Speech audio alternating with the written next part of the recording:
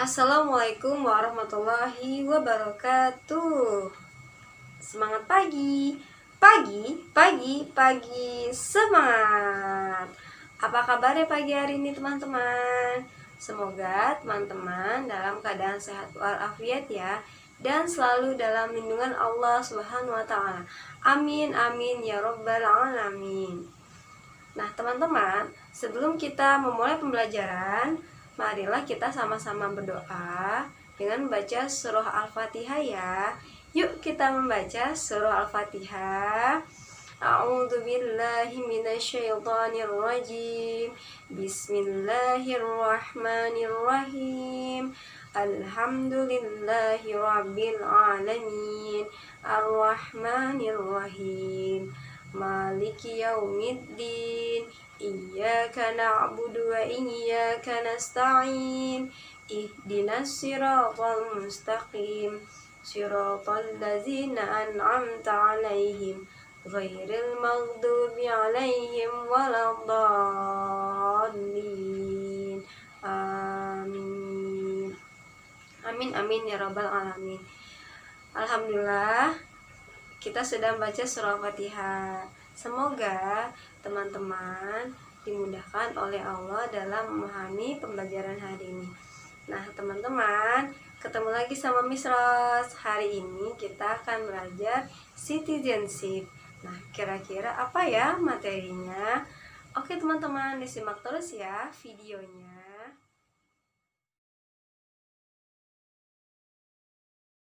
Pembelajaran kali ini yaitu citizenship dengan tema apa itu APD, dengan materi hari ini yang pertama keragaman jenis APD, yang kedua bentuk kebersatuan dalam keberagaman di keluarga, yang ketiga bagaimana cara melindungi diri dari virus corona. Teman-teman disimak ya video pembelajarannya.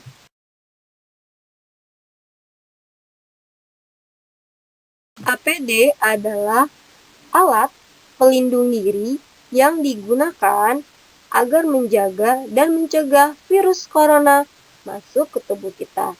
Nah, teman-teman, kenapa sih kita harus pakai APD? Karena virus corona atau COVID-19 sangat mudah menular. Oleh karena itu, ketika kita berada di luar rumah, harus menggunakan APD.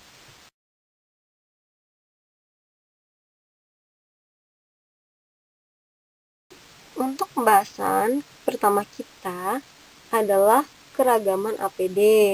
Teman-teman sudah tahu kan apa itu APD?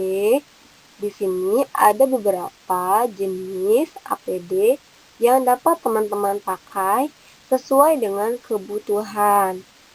Seperti 1. Masker, 2.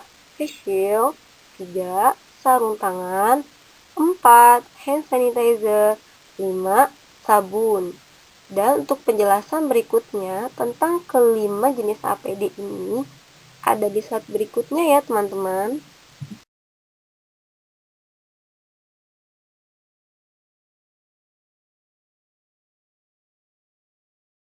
Pertama, masker. Masker adalah penutup mulut dan hidung. Masker akan melindungi kita dari masuknya virus, karena virus berterbangan melalui udara. Jadi, ketika teman-teman berada di luar rumah, sebaiknya menggunakan masker agar terhindar dari virus.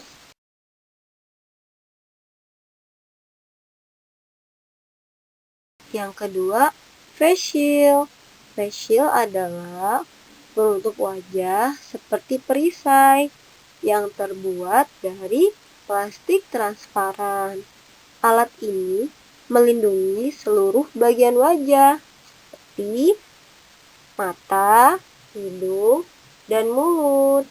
Tapi teman-teman, face shield belum bisa melindungi kita dari masuknya virus corona karena masih bisa masuk melalui mulut kita, hidung kita. Jadi, lebih lengkapnya adalah kita pakai masker dan ditambahkan dengan face shield.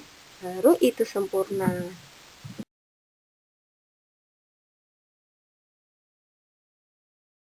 Ketiga, sarung tangan.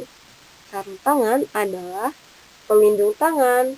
Jadi, ketika kita menyentuh benda-benda yang ada di tempat umum, maka tangan kita akan terlindungi dari virus yang menempel di benda yang kita sentuh.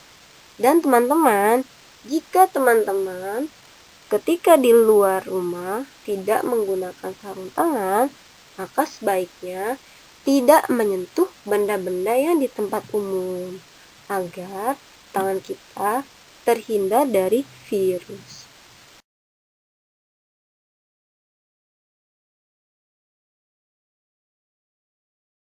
Keempat, hand sanitizer. Hand sanitizer adalah cairan pembersih tangan yang digunakan sebagai alternatif untuk mencuci tangan selain menggunakan sabun dan air. Nah, teman-teman pasti sudah tahu kan kenapa ketika kita keluar rumah harus membawa hand sanitizer. Ini sekedar mereview kembali ya teman-teman. Tangan kita adalah salah satu organ tubuh yang sering melakukan salaman dan menyentuh benda-benda yang ada di tempat umum, sehingga tangan kita dapat menjadi alat penyebaran virus. Oleh karena itu, kita harus mencuci tangan kita menggunakan hand sanitizer.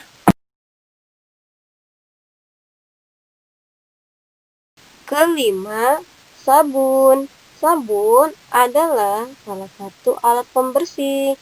Biasanya, sabun digunakan untuk mencuci tangan, mandi, dan lain-lain. Tujuannya untuk menjadi bersih. Sabun dapat membunuh kuman yang menempel di tangan atau di tubuh kita. Dan teman-teman dapat memilih sabun yang digunakan sehari-hari, baik itu sabun cair ataupun sabun batang. Pembahasan kedua kita adalah bentuk kebersatuan dalam keberagaman di keluarga. Oh iya teman-teman, itu terdapat dalam makna Pancasila sila kedua. Nah, pasti teman-teman sudah tahu kan bunyi sila kedua dalam Pancasila. Semoga nih teman-teman masih semangat ya. Sila kedua berbunyi kemanusiaan yang adil dan beradab. Simbol sila kedua Pancasila adalah rantai. Lambang ini menunjukkan bahwa bangsa Indonesia sangat menjunjung tinggi nilai-nilai kemanusiaan seperti saling menghormati, saling menyayangi, dan selalu berbuat baik kepada sesama. Nah, teman-teman, makna dari sila kedua adalah kita sebagai bangsa Indonesia harus menghargai satu sama lainnya agar terciptanya hidup yang rukun.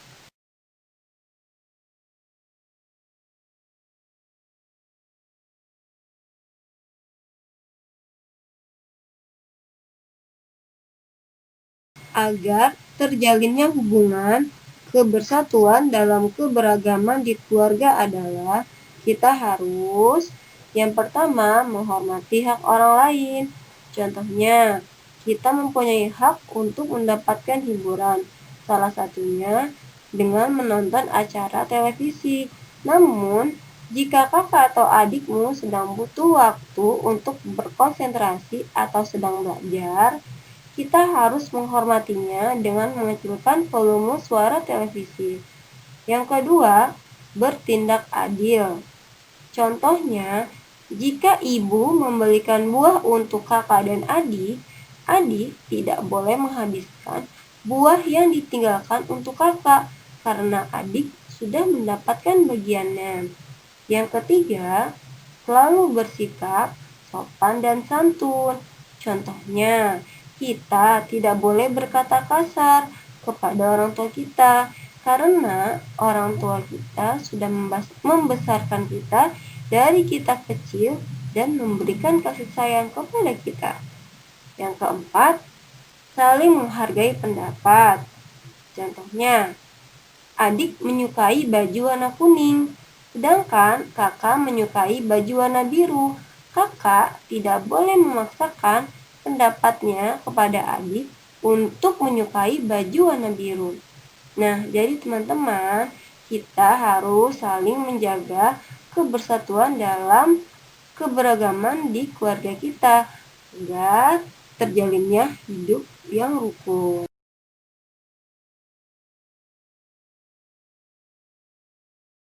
Pembahasan yang ketiga adalah cara melindungi diri dari virus corona.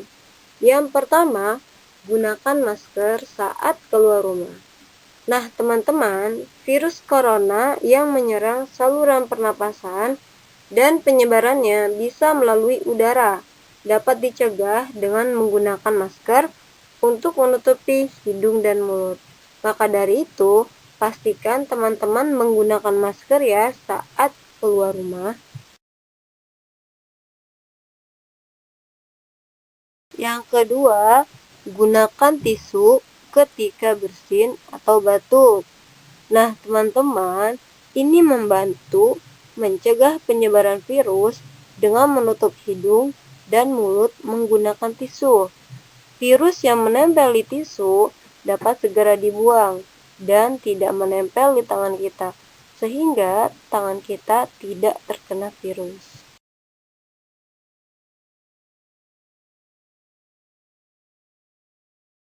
Ketiga, jaga imunitas atau kesehatan tubuh dengan berolahraga, karena daya tahan tubuh yang lemah akan membuat virus mudah menyerang tubuh kita. Oleh karena itu, teman-teman harus rutin ya berolahraga agar tubuh kita menjadi sehat. Keempat, hindari makanan dari binatang liar. Makanan yang sehat adalah berasal dari hewan yang halal, seperti daging ikan, daging ayam, daging sapi, daging kambing, dan lain-lain. Karena di dalam Al-Quran dijelaskan makanan yang haram atau tidak boleh dimakan, salah satunya adalah daging kelelawar, tidak baik untuk tubuh kita. Nah, teman-teman, bisa saja virus yang ada di dalam tubuh hewan tersebut dapat menyerang kekebalan tubuh kita.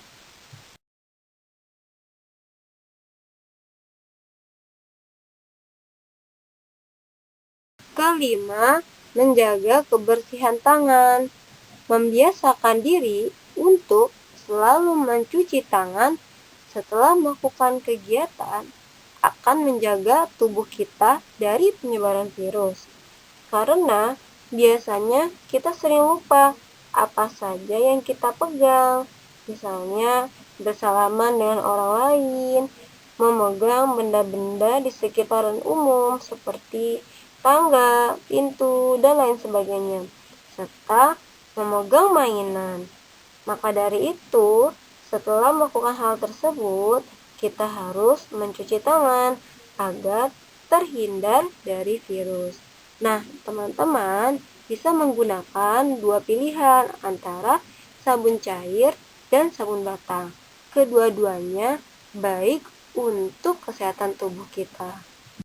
Terima kasih ya teman-teman sudah menonton video pembelajaran citizenship. Semoga teman-teman mendapatkan ilmu yang bermanfaat ya. Amin amin ya rabbal alamin.